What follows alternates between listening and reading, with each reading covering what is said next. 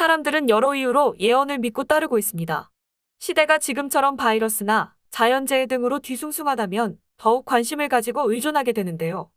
예언은 적중했을 때 가장 흥미롭죠. 우리를 흥미롭게 했던 예언은 어떤 것들이 있었을까요? 동서양을 막론하고 아주 오랜 시대 이전부터 사회 여러 현상들에 대해 예언을 했던 인물들이 있습니다. 예언하면 가장 먼저 떠오르는 인물은 누구인가요? 아마 노스트라다무스라고 이야기하실 겁니다.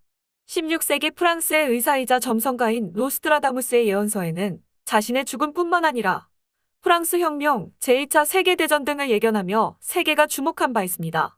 또한 사람은 아니지만 월드컵 경기의 결과를 맞췄던 문어를 기억하시나요? 독일 서부 공업 도시 오버하우젠의 해양생물박물관에 살던 평범하기 짝이 없던 파울이라는 이름을 가진 문어가 있었습니다. 파울은 2008년 1월생으로 2008 유로 대회부터 2010 남아공 월드컵 때까지 범세계적으로 유명했습니다. 경기할 나라에 국기가 붙은 두 개 유리상자에 각각 먹이를 넣어두고 어느 쪽 먹이를 먹느냐는 방식으로 진행했는데요. 먹이를 먹는 쪽이 승리팀으로 예상되는 것이었습니다. 파울의 예언은 2008 유로 대회 당시 두 경기를 제외하고는 모든 경기의 결과가 적중했습니다. 절정으로 남아공 월드컵까지 90%의 적중률을 보였던 것을 보면 최고의 예언 아니었나 싶습니다. 여러 예언가 중 일본과 한국에 대해 대비되는 흥미로운 예언을 한 인물이 있었는데요. 우리나라의 유명한 타너스님입니다. 타너스님은 동양학의 정통한 지식을 갖고 있는 우리나라의 유명한 학승으로서 정혁, 주혁, 화엄경의 대가로 알려진 인물입니다. 타너스님은 그만이 가진 아주 독보적인 능력이 있었는데요. 그것은 미래의 일을 알아맞히는 뛰어난 예언 능력이었습니다. 자신의 죽는 날짜, 한국 전쟁의 발발, 미국의 월남전 패배 등 예언이 적중한 것이 많았습니다. 이러한 타너스님이 한국의 통일과 일본의 침몰에 대해 예언을 했는데요. 미래의 일본 열도의 상당 부분이 바닷속으로 가라앉는다고 말했습니다. 즉, 앞으로 일본 열도의 3분의 2가 바닷속으로 침몰되어 수많은 일본 사람들이 죽을 것이며 운 좋게 생존자들은 국제난민이 되어 주로 한국으로 피난을 와서 살게 된다고 합니다. 일본이 장래에 크나큰 환란을 겪는다고 말한 이유는 지금까지 아니 이후에도 일본의 행태를 보면 어쩌면 당연한 처사입니다. 우리나라는 오래전 고대부터 일본의 기술을 전파하며 미개한 일본인들이 발전해 나가는데 큰 도움을 주며 도왔지만 일본은 배은망덕하게도 침략 행위를 지속하고 역사를 날조하며 반성의 기미가 없기 때문이라고 하였습니다. 이에 반해 한반도의 통일에 대해서도 예언을 했는데요.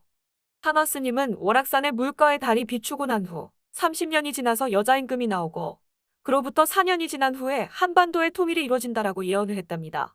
1983년 충주댐 완성 이후 여성 대통령이 선출되기도 했으며 현재 적극적으로 남북화해와 남북관계 개선을 추진해 나가고 있습니다.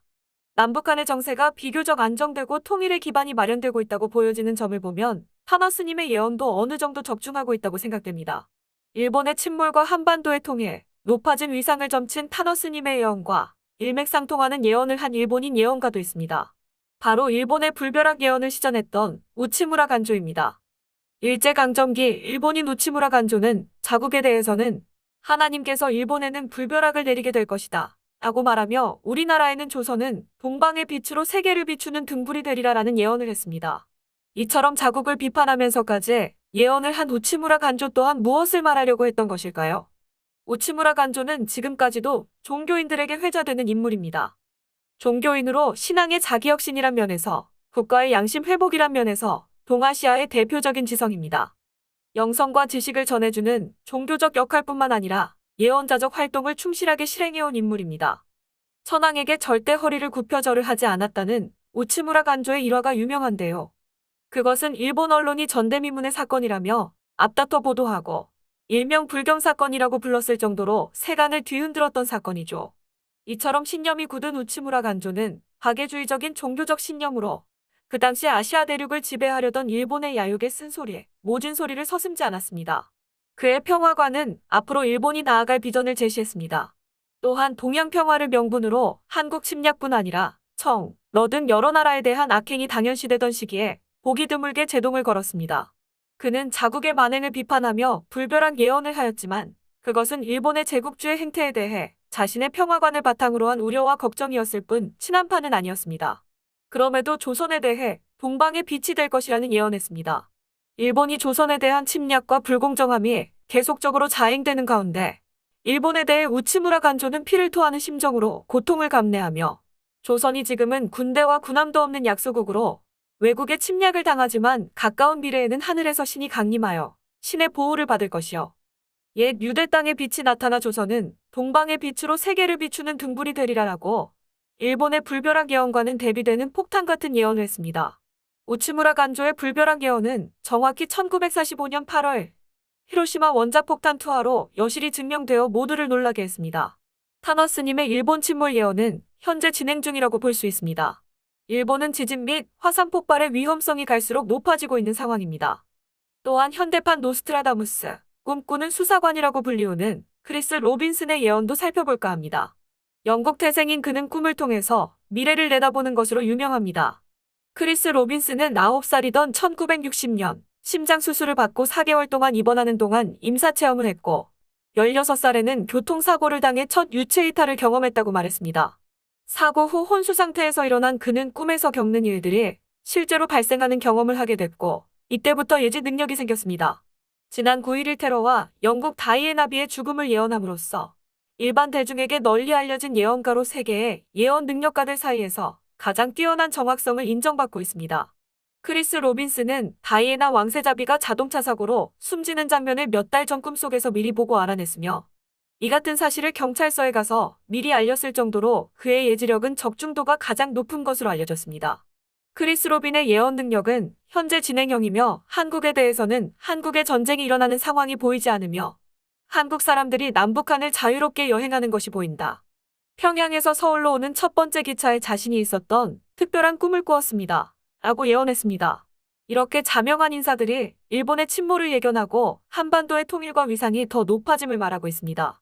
그 이유는 일본이 여전히 군국주의 시대에서처럼 다른 나라들을 교묘하게 이용하고 독도, 위안부 문제 등 자신들이 저지른 잘못을 인정하기는커녕 뒤에서 조작하는 만행을 멈추지 않고 있기 때문입니다. 일본은 도쿄올림픽으로 정치-경제적 부흥을 기대했지만 코로나19라는 악재로 인해 올림픽이 연기되는 초유의 사태에 직면하기도 했었습니다. 도쿄올림픽이 코로나로 인한 불신 및 선수단에 대한 홀대, 방사능 음식 등으로 올림픽 참여를 위해 일본에 와 있는 선수단의 불만이 터져나오고 있는 상황입니다. 반면 한국은 동방의 등불이라는 예언처럼 세계 속 한국의 위상은 점차 높아지고 있는데요.